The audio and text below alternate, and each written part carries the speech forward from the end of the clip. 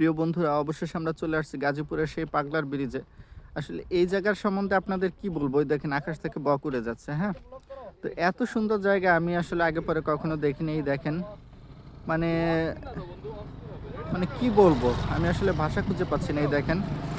আর আমরা এখন তো শুকনার সময় আসছি, বর্ষার মৌসুমে নাকি এই জায়গাটা এত বেশি সুন্দর হয় যে এখানে নাকি দাঁড়ানোর জায়গা থাকে না। টুরিস্টরা সারা বছরই এখানে কম বেশি পড়েই থাকে।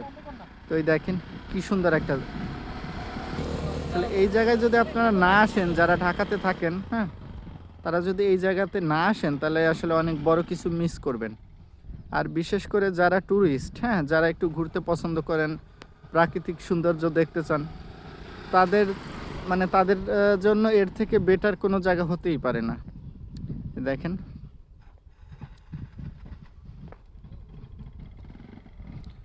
এই যে সে পাগলার ব্রিজ। আমরা যদিও শুকনো মৌসুমে আসছি, তবে ভরা মৌসুমে অর্থাৎ বৃষ্টির সিজনে যদি আসা যেত তাহলে না জানি এই জায়গাটা আরও কত সুন্দর লুকে আমরা দেখতে পেতাম।